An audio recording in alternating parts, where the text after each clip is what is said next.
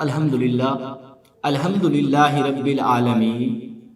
والعاقبۃ للمتقین والصلاة والسلام علی سید الانبیاء والمرسلین جد الحسن والحسین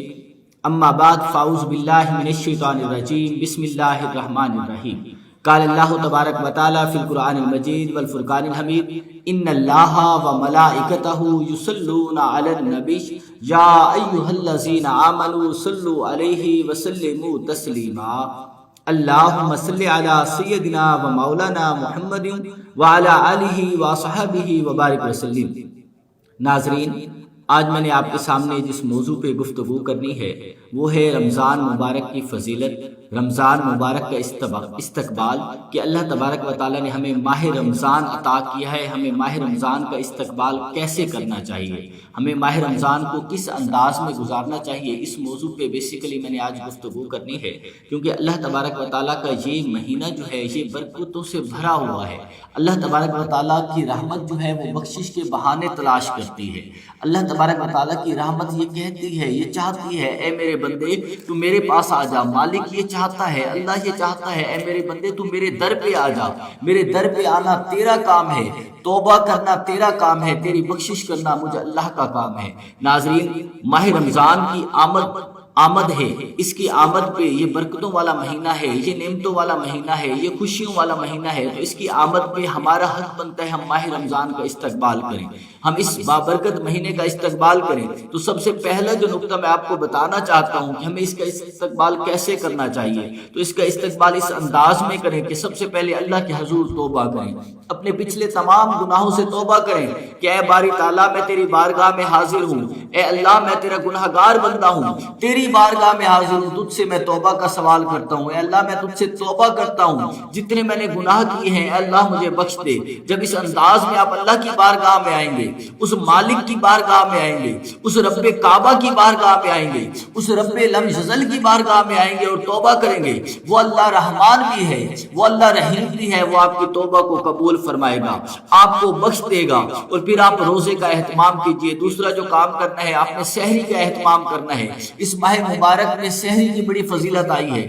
سحری کا اہتمام کریں، پھر روزے کا اہتمام کریں اور شام کو افطاری کا اہتمام کریں۔ اگر اللہ تبارک و تعالیٰ نے آپ کو استطاعت دی ہے، کوشش کریں صرف اپنا ہی نہیں بلکہ اپنے ساتھ ہمسایوں کا، غریبوں کا، یتیموں کا، مسکینوں کا بھی خیال رکھیں۔ خاص طور پہ افطاری میں اپنے دوستوں کا بڑا خیال رکھیں، وہ دوست جو آپ کے بڑے غریب ہوں، جن کے پاس کھانے کے لیے اتنی اماؤنٹ نہیں ہوتی، بجٹ نہیں ہوتا، کوشش کریں ان کے گھر کچھ نہ کچھ لے کے دے دیں، ان دوستوں کی افطاری کروا دیں، کیونکہ اللہ تبارک و تعالیٰ کی یہ رحمت در حقیقت آپ کو بخشنے کے بہانے تلاش کرتی ہے کہ اے میرے بندے کسی انداز میں میرا کام کر دے، کسی انداز میں میری مخلوق کو تو خوش کر دے، میں تجھے بخش دوں گا۔ کیونکہ میرے مصطفیٰ کریم کی حدیث پاک ہے، حضور جان رحمت کی حدیث پاک ہے، حضرت ابو ہریرہ رضی اللہ تعالیٰ عنہ حدیث پاک کے راوی ہیں، بخاری اور مسلم شریف میں آتی ہے، متفق حدیث پاک ہے۔ میرے مصطفیٰ کریم فرماتے ہیں اگر کوئی شخص یہ چاہتا ہے کہ اس کے تمام گناہ بخش دیے جائیں، جتنے بھی اس نے گناہ بخش دیے جائیں،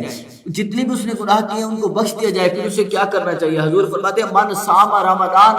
ایمانا و احتسابا غفر له ما تقدم من ذنبہ۔ میرے مصطفیٰ کریم فرماتے ہیں من صام رمضان، جس شخص نے رمضان شریف کے روزے رکھے ایمانا و احتسابا، ایمان کے ساتھ اور احتساب کے ساتھ، تو کیا ہوگا؟ غفر له ما تقدم من ذنبہ، جتنے بھی اس کے پہلے کے گناہ ہیں سب بخش دیے جائیں گے، اللہ تبارک و تعالیٰ اس کے سارے گناہ بخش دیں گے۔ ناظرین، اگر آپ یہ چاہتے ہیں کہ آپ کے پہلے کے گناہ بخش دیے جائیں، شرط ایک ہے روزہ رکھیں، اور روزے کی نیت کیا ہونی چاہیے؟ ایمانا و احتسابا،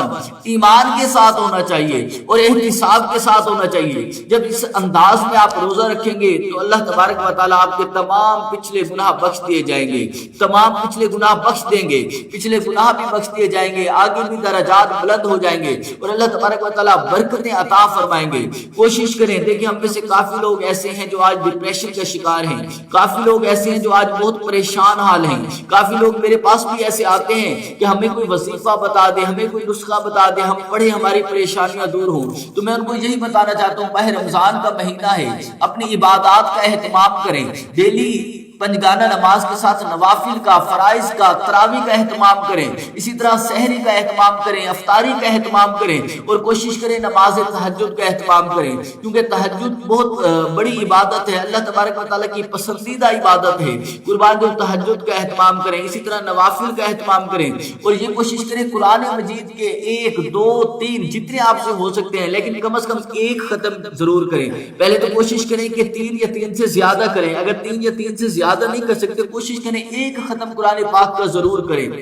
اور اپنے بچوں کو ساتھ مساجد میں لے جائیں، کیونکہ یہ ایسا بابرکت مہینہ ہے کہ اللہ تبارک و تعالیٰ کے در پہ حاضری دینا آپ کا کام ہے، پھر آپ کے مقدر کو سنوارنا میرے مالک کا کام ہے۔ آپ ایک بار اللہ کے حضور حاضری دے کر تو دیکھیں، اللہ کے حضور اپنی بات کو رکھ کر تو دیکھیں، پھر دیکھیں اللہ تبارک و تعالیٰ آپ کی دعا کو کیسے قبول فرماتے ہیں۔ کیونکہ ناظرین جی وہ مہینہ ہے جس میں شیطان جکڑ دیے جاتے ہیں، جس میں شیطان کو بھی قید کر دیا جاتا ہے، اور